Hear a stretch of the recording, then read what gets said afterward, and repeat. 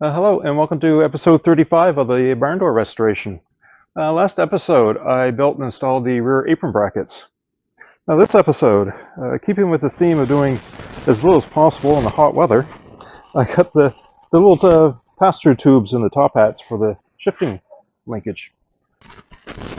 So these have the transmission in the rear, shifter in the front, and a shifting rod down to the middle to transfer the motion. And it slides back and forth and turns side to side. Now, on barn doors, this is open to the air.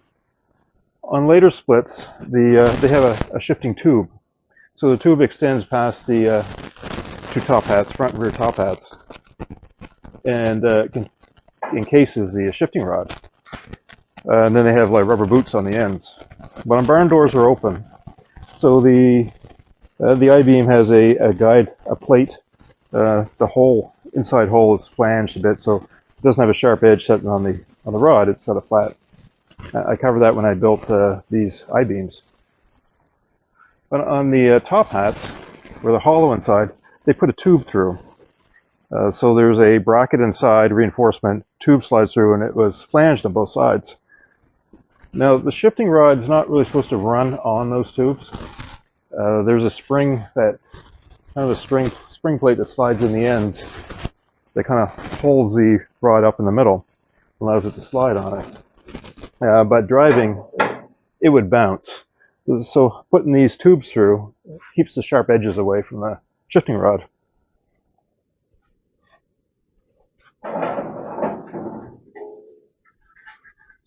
So where the shifting rod goes through the top hat, there is a reinforcement plate. So it's a 18 gauge piece of steel that's bent and U-shaped, slid in there, and has a hole the same size as the tubing. So that is a 30 millimeter tube, 1 millimeter wall. That's 30 millimeter OD, 1 millimeter wall, steel, and about a 4 millimeter flange on both sides of it as it was pressed. And after it's pressed in, this reinforcement plate had 4 spot welds, 2 on each side of the hole on both sides, so 8 spot welds altogether.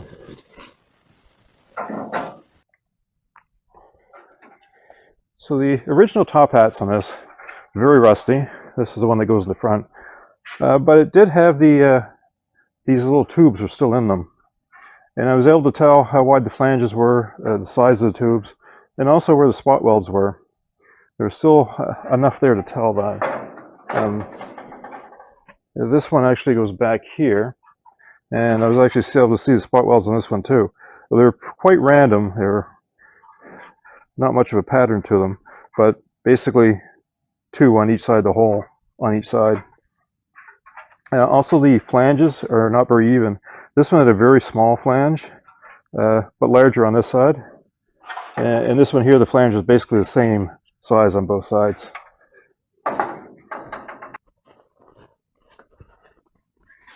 So to make these, the biggest trouble I had, I couldn't find 30 millimeter OD, 1 millimeter wall steel tubing, unless I wanted to buy 20 feet of it and have it shipped. So what I ended up doing is I found some copper in the correct size, and I was able to buy a very short length online. And being copper, it's softer, so it'd be easier to put the flange on it. Because at the time I wasn't sure how I was going to make that flange. I was hoping I could just roll it over. But with copper, I knew it would easily fold over. So what I did, I 3D printed a clamp. So 2 blocks with the radius in them just slightly smaller than the tube, and some pins to index it. So what I did is put the tube in there and clamp it in the vise, leaving about 5 millimeters or 4 millimeters, I can't remember which, sticking out. So it's clamped in the vise. I took a chisel and rounded the end off, smoothed it, polished it, and then with a chisel and a hammer, I was able to slowly start rolling the copper tube, flanging it out, just going around it, tapping it, and bending it out.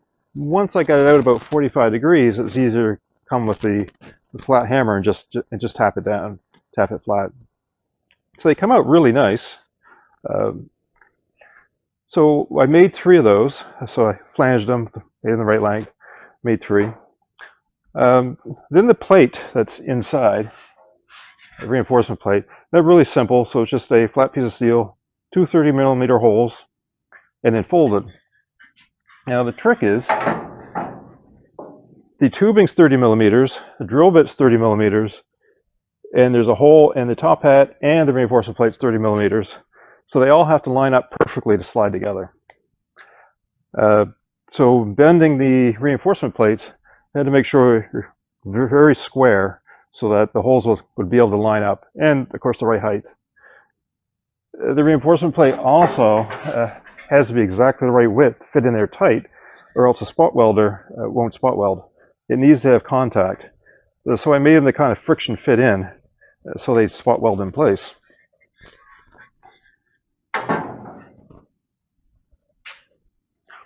So once I had all the parts made, zinc sprayed everything. Because there will never be any paint in there, having that zinc it works as like a sacrificial material and neutralizes any rust that tries to start in there. So everything's covered in zinc, and then I assembled it. Once I assembled it, so the flange I had made before pushed hard on one side, and then the tubing sticks out the other side. So I 3D printed a couple other blocks. Now, I broke it getting it out of the last one, but similar to the other block, though narrower and thin on one side, because it needed to go in and slide underneath the tubing, and the tubing is pretty close to the bottom edge. So when I slid in, it slid in and completely surrounded the tube. So I put the blocks in and then clamped them with the vice grips to hold them. And I did that so that when I went to fold the other side down, it wouldn't crush the top hat. Now, looking back on it, I probably wouldn't have had to make such a good fit on this block, but it worked. So I did a similar thing with this, although I didn't bother trying to do it with the chisel. I originally tried putting it on the vise, clamping it down, and then using the hammer and chisel to try and roll it over. But the clamps are in the way, it just wasn't working well. So I actually just set this on the back of the vise, took a ball peen hammer that the end was polished off so it didn't have any marks in it, and just slowly started tapping the tube over as I went around. And once I got down about 45 degrees, I would take my other hammer and tap it flat. And did an excellent job. I'm very happy with how they come out. It looks completely factory. Once they're painted, you'd never be able to tell they weren't original. So this top hat is complete, ready for installation. Now these ones still need to be media blasted and zinc sprayed. The zinc paint, I think I mentioned it before, is it's mainly meant for areas where we will not have access later when the epoxy primer goes on. So inside this, inside the flanges, and even where the top of these, where the floor gets, corrugated floor gets spot welded on, the zinc will be in there where the paint won't get a good coverage. And even inside these lips, when you're spraying from the bottom, they won't get a good coverage of paint. So the zinc being there will prevent the rust. Everywhere we can see will be media blasted with a very, very fine, almost like dust, to take the zinc off and allow the epoxy primer to bind to the steel. But everywhere you can't see, the zinc will be there protecting it, and internally, which is the most important part.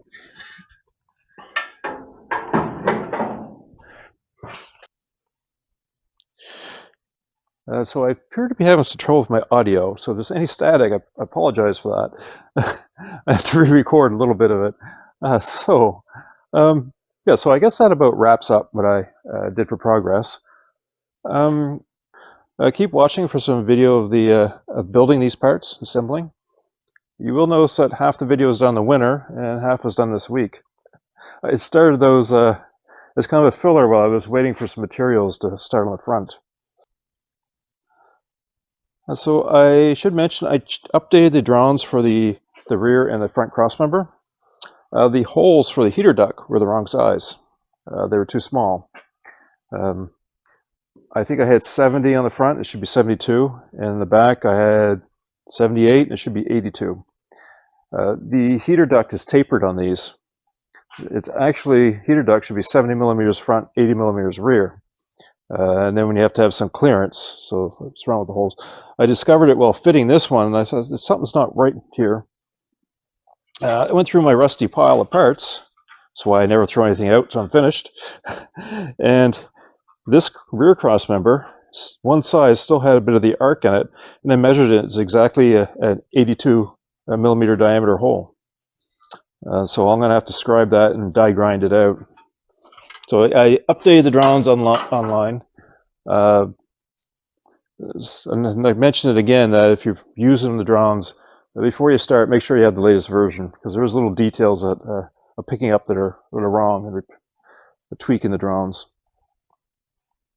So next video, another I don't know. In fact, there might be a gap. I rushed this video out, and as of its release, I have 2 days before we head off for almost 2 weeks of travel and a 64 bus. So unless I find something to record in those 2 days, probably be a little gap. Hopefully the weather will be slightly cooler in a few weeks anyway. It's been much too warm in the shop to do much. So link in the description for the CAD files for everything I've done so far. There's also a link in the description for the playlist for this, if anyone wants to catch up on all the videos. Please subscribe if you are enjoying the videos.